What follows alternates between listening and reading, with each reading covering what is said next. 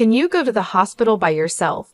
I promise I'll take care of everything. My name is Emily, and I'm about to have a baby for the first time. I'm last month's pregnant. Although I'm nervous, I'm also very happy to be adding to our family.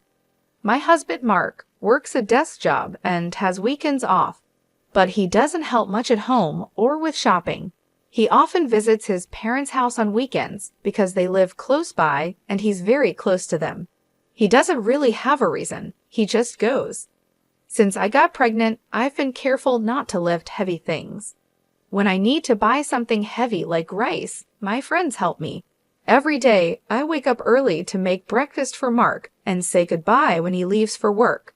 Then I clean the house, do laundry, and go shopping if I need to. After I come back, I start making dinner. Once everything is done, I can relax. I'm on maternity leave now, so I've started a new hobby, blogging. I write about my day and post pictures of things like my food, the blue sky, and flowers in my garden. My friends and people I know leave comments, and this has become a fun part of my day. One evening, while I was making dinner, Mark came home. He left his bag and jacket on the sofa, so I picked them up and hung them up. I told him I made hamburgers for dinner and that I was going to take a bath.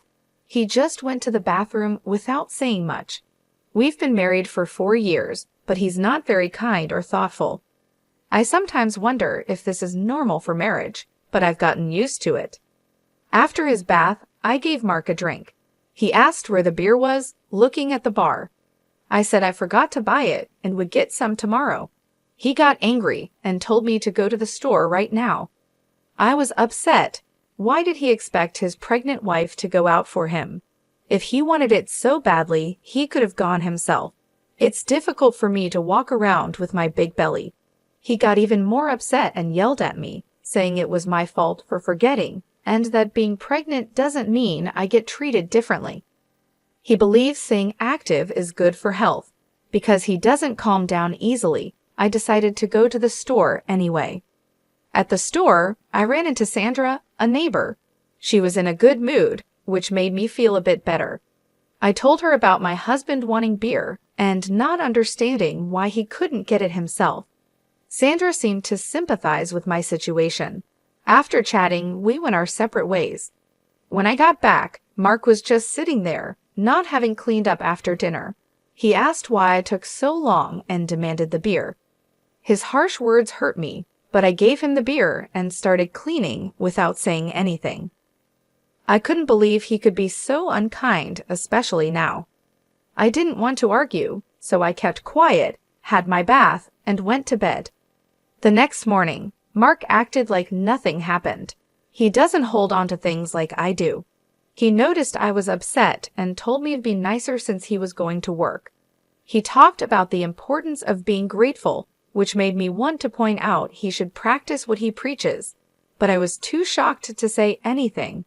I just watched him leave, saying he wouldn't be home for dinner. After he left, I went about my day as usual, but his words stayed with me. I decided to make something simple just for myself.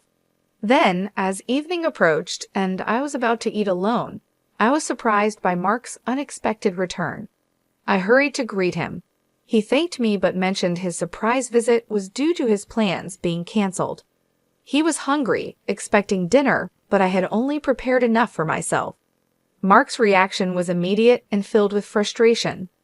He couldn't believe I hadn't considered the possibility of his return, expecting a meal waiting for him. His disappointment grew when he saw the modest dinner I had set out for myself, questioning the effort and care I put into my role at home. He criticized my cooking and suggested I take lessons from his mother, implying her skills were vastly superior. This comparison to his mother, a recurring theme in his critiques, deeply hurt me. He then demanded I go out and buy something for him to eat, ignoring the fact that it was already late and I had settled in for the night. Faced with his anger and unreasonable demands, I felt an overwhelming sense of dismay. When I hesitated, pointing out the impracticality of his request, Mark's patience snapped. He reminded me of my previous oversights, like forgetting to buy beer and declared his intention to return to his parents' house out of frustration, leaving me alone. His departure, though abrupt, brought an unexpected relief. However, the next day, this brief respite was shattered by a call from Mark's mother, chastising me for not preparing a meal for her son. Her accusation of what she deemed as near moral harassment was difficult to hear. I attempted to explain the situation, but faced with her unwavering stance, I ended the conversation with an apology, feeling disheartened. With Mark away, I allowed myself a leisurely late brunch, a small act of self-care amid the turmoil. Yet the prospect of his return loomed over me, tinted with the anticipation of further conflict.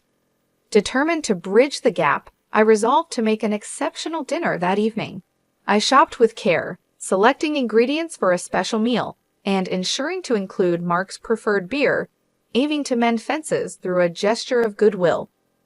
I shortened my daily blogging ritual to dedicate more time to cooking, pouring my effort into preparing a meal that would surpass Mark's expectations. The table was set meticulously, reflecting both my dedication and a hopeful step towards reconciliation. As I surveyed the scene, a sense of accomplishment washed over me. In this effort, I found not only a means to potentially appease Mark, but also a moment of self-validation. I hoped that this dinner, a symbol of my effort and care, would be met with appreciation, marking a step towards understanding and mutual respect. I waited for Mark in the dining room, but he didn't come home. I tried calling him many times on my phone, but got no answer, which made me worry. Hours passed, and I thought maybe he went to his parents' house. They hadn't seen him either. It was getting late, and I was about to call the police when Mark finally came home, very drunk. He fell in the hallway, and when I went to help, he yelled at me to go away and not to touch him. He insulted me, and it hurt a lot. I couldn't understand why he couldn't be kinder. I had made dinner with so much care, but it was all wasted. I ended up eating alone, feeling very sad. The next morning, Mark acted like nothing happened. He complained about his headache and questioned why I left him in the hallway. I reminded him that he chose to lie there.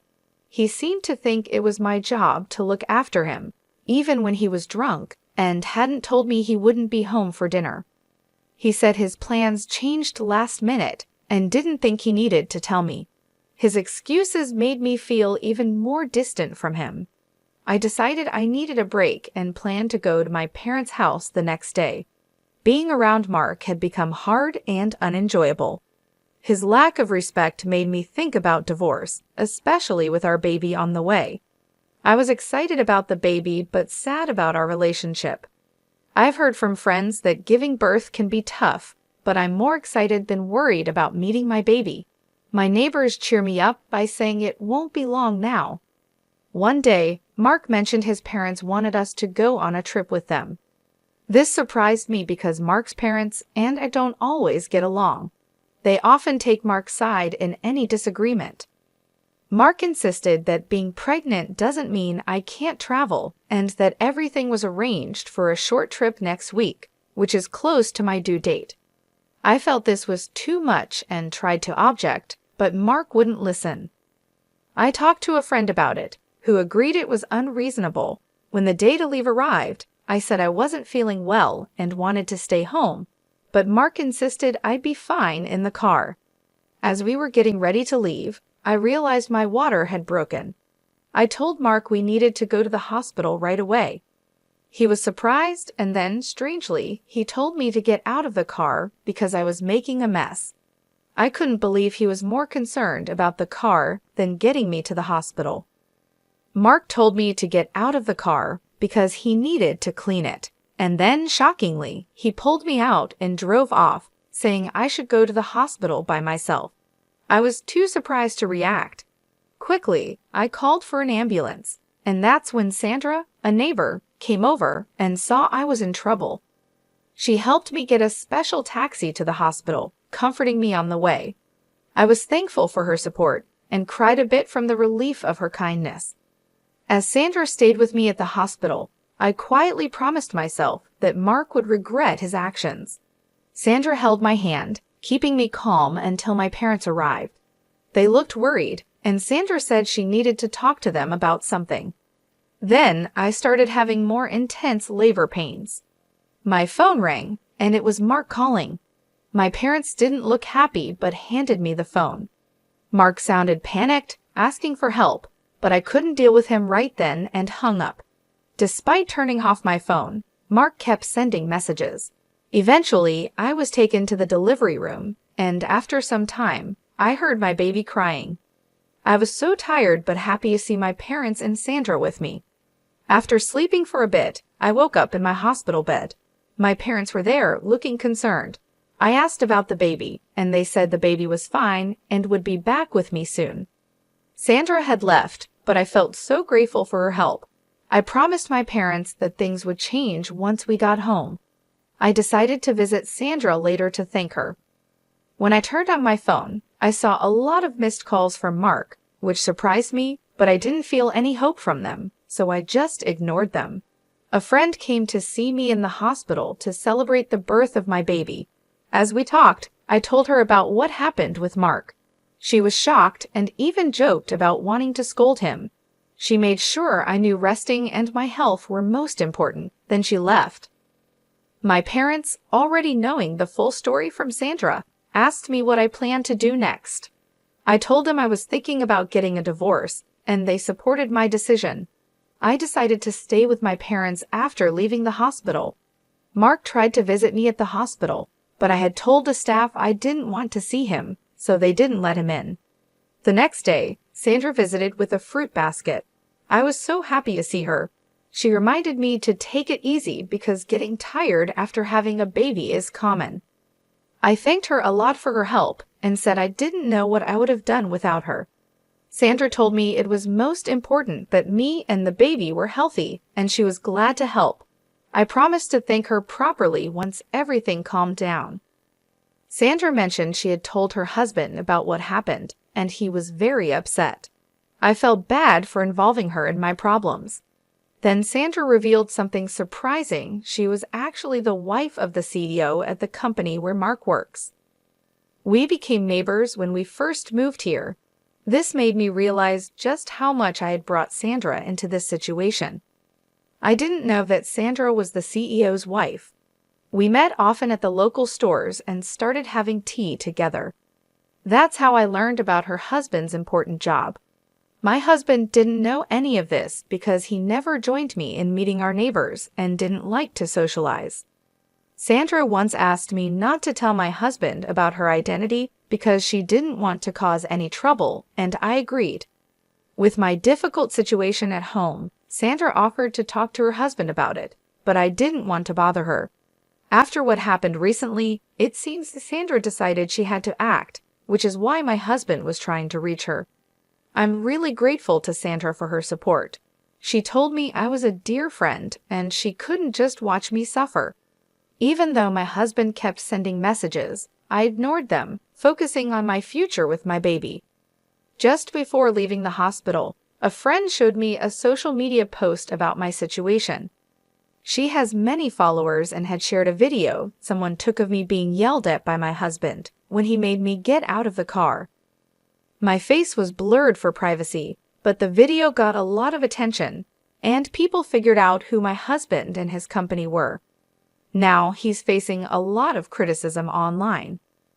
I was shocked to learn how much attention the situation with my husband had gotten online. My friend, seeing my surprise, simply said that my husband and his actions were his own doing. The story had spread so much that even my husband's friends knew about it. He tried to excuse his behavior by saying he had plans with his parents, which led to criticism of them too. Stories about my husband's parents started appearing online as well. Then my mother-in-law called me. My friend suggested I should answer and speak my mind, but I was too overwhelmed and chose to ignore the call. Soon, my missed calls were full of attempts for my husband and his parents to reach me. The hospital staff knew about my situation and supported me, ensuring I wasn't disturbed by my husband or his parents. As my discharge day came, I worried about encountering my husband and his parents outside the hospital. My parents assured me there was nothing to worry about. On the day I was leaving, I heard my husband and in-laws calling out to me. Suddenly, men in black suits formed a barrier around me, making me feel safe. They were there to protect me on someone's orders, and my mom reassured me once more, saying I had nothing to fear. With their protection, my husband and his parents couldn't get close as I got into the car safely. I'm really thankful for Sandra's help and have been thinking about how to thank her properly. My parents agree and want to show our gratitude too. Even though I've started a new chapter and am enjoying better days, my husband and his parents keep trying to contact me. I sent them divorce papers, but they didn't seem ready to accept them.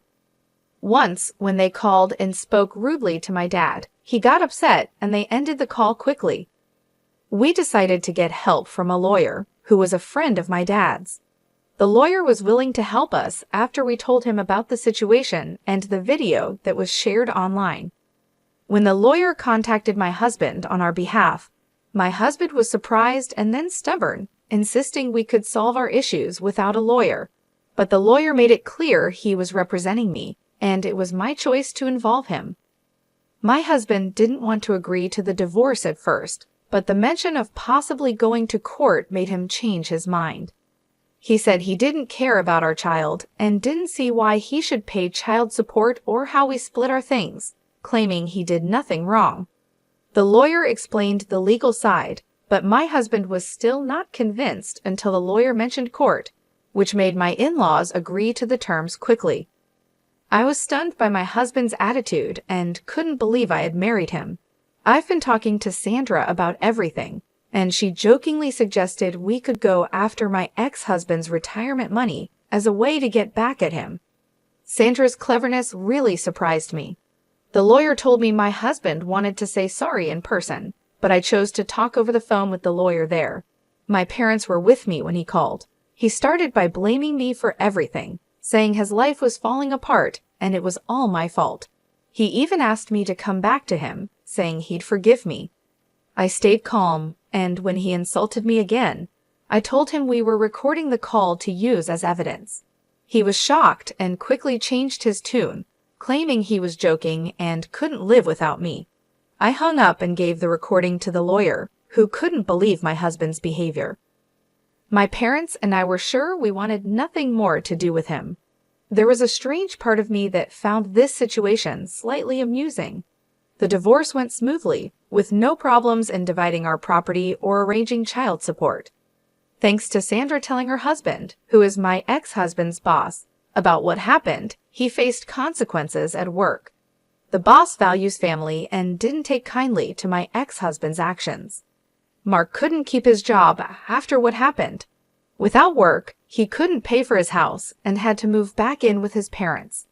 The video that went around made it hard for him to get a good job, so he just did small jobs here and there. People also started talking about his parents, making them feel uncomfortable in their own community. This situation was tough for them, maybe even tougher than dealing with any legal trouble. After things calmed down and I was feeling better, my family and I went to thank Sandra and her husband. They were really kind to us, especially to my baby, making us feel welcome. Soon, Sandra and my mom became good friends, and our dads got along well too. Sandra and her husband have a son who is about my age, and surprisingly, we started getting closer. A few years later, it looked like I might become part of Sandra's family, which was something nobody expected. Life can really surprise you sometimes.